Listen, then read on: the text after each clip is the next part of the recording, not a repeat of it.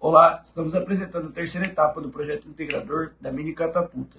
O nosso grupo é composto por mim, Guilherme Vicente, Gabriel Marasca, João Pedro Peralta e o Vilmar Júnior. Nesse vídeo, vamos apresentar os conceitos envolvidos para o desenvolvimento da Mini Catapulta. Vamos começar com o Gabriel Marasca falando sobre o lançamento oblíquo. O lançamento oblíquo é um movimento bidimensional usado para descrever trajetórias parabólicas feitas por corpos lançados com ângulos diferentes de 0 ou 90 graus em relação às superfícies horizontais.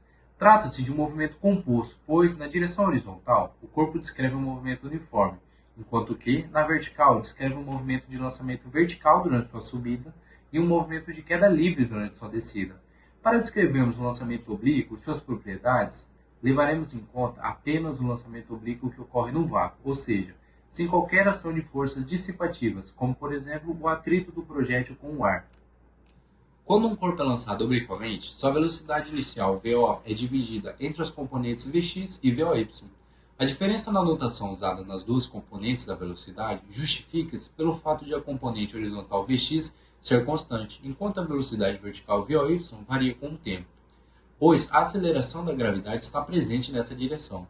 A subida do projétil é sempre contra a ação da gravidade, tratando-se, portanto, de um movimento uniformemente retardado. Durante a descida, como o movimento está a favor da gravidade, ele é uniformemente acelerado. Além disso, os tempos de subida e de descida são sempre iguais para esse tipo de lançamento.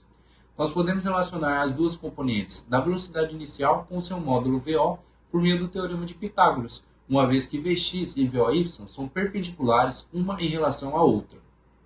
Bom, falar um pouco agora sobre a altura máxima no lançamento oblíquo, que é quando um corpo é lançado obliquamente, ele pode atingir a sua altura máxima. Nesse ponto, a sua velocidade vertical vai se tornar nula, já que a partir de lá inicia-se o movimento de queda. Nós também temos no lançamento oblíquo o alcance máximo, que nós podemos encontrar a partir da distância horizontal que o projétil é capaz de atingir a partir da sua posição de lançamento. A aerodinâmica é um ramo da física, mais precisamente um ramo dentro da mecânica dos fluidos, que estuda a interação dos gases, principalmente o ar com os corpos. Ela baseia no princípio de Bernoulli e está relacionada aos conceitos de força arrasto, força de sustentação, força de peso e força de empuxo. A aerodinâmica possui diversas aplicações, principalmente nas áreas de engenharia e arquitetura, na construção de projetos submarinos, edifícios, aeronaves e automóveis, já que seus estudos a respeito do movimento dos ventos permitem fórmula de projetos mais seguros e estáveis. A aerodinâmica é sempre levada à consideração em vários aspectos, como a construção de diferentes modelos de aeroplanos e aeronaves, peças para erguer voo, componentes mecânicos e designs adequados. Além disso, seu mecanismo ocasiona a sustentação dos aviões no ar, já que suas asas são criadas com o intuito de que o movimento do ar, parte inferior, seja menor para ocasionar uma variação na pressão, e, consequentemente, uma força de sustentação contrabalanceando a força-peso, assim mantendo o avião no ar, como podemos ver nas citações. Sendo assim a aerodinâmica nos carros. Além dos aviões, a aerodinâmica também é levada em consideração na projeção de carros esportivos e de corrida, e na construção dos aerofólios automobilísticos, responsáveis por reduzir a turbulência de ar e assim obter o máximo de velocidade e estabilidade dos carros. Bom, pessoal, agora eu vou falar sobre a energia. Energia é a capacidade de algo de realizar trabalho, ou seja, gerar uma força em um determinado corpo, substância ou sistema físico. As classificações de energia, vou começar falando sobre a energia potencial elástica. Quando puxamos um elástico, provocando uma deformação, e largamos em seguida, a energia armazenada na tira do elástico se transforma em energia cinética, representada pelo movimento do elástico da pedra no estilingue, um exemplo.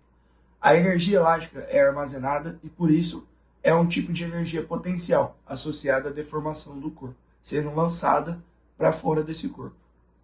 Agora eu vou falar sobre a energia potencial gravitacional. Tudo que está no alto em relação ao solo possui uma energia potencial. Quando um menino segura uma bola, a energia desta bola está relacionada à altura dela a partir do chão. Se o menino solta a bola, essa energia potencial é transformada em energia cinética.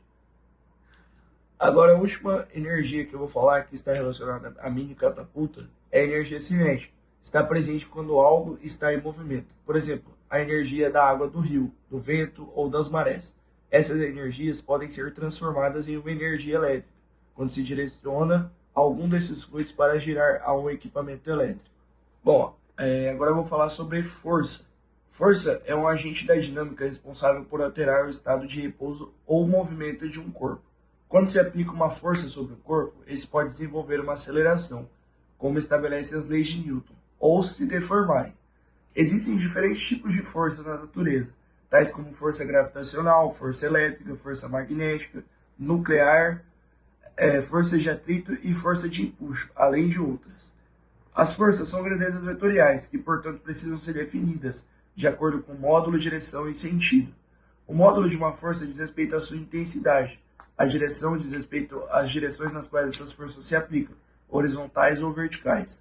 Cada direção, por sua vez, apresenta dois sentidos, positivo ou negativo, esquerda e direita, para cima ou para baixo, e entre outros sentidos. Todas as forças da natureza surgem mediante a interação de diferentes campos, tais como campo gravitacional e campo eletromagnético. Agora eu vou começar falando para vocês sobre as forças que estão presentes na mini catapulta, que é o nosso projeto. A primeira delas é a força gravitacional, também conhecida como força-peso. É o tipo de força que faz com que dois corpos que tenham a mesma massa atraiam-se mutuamente.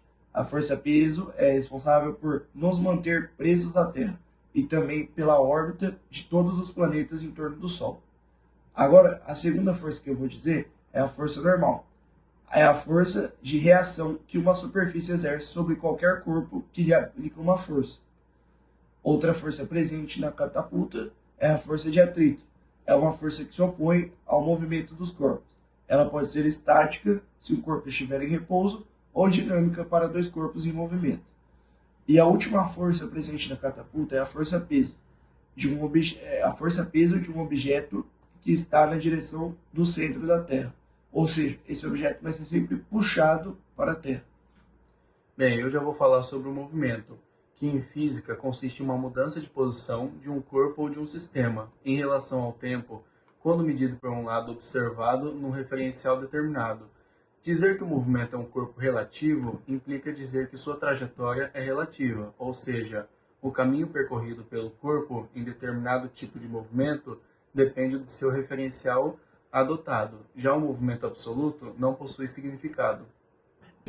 A ciência que estuda o movimento é a mecânica, a qual se divide em duas partes, cinemática e dinâmica. A cinemática descreve o movimento de um corpo, mas não se preocupa com suas causas. Seu estudo envolve as propriedades do movimento, como posição, velocidade, aceleração e entre outras.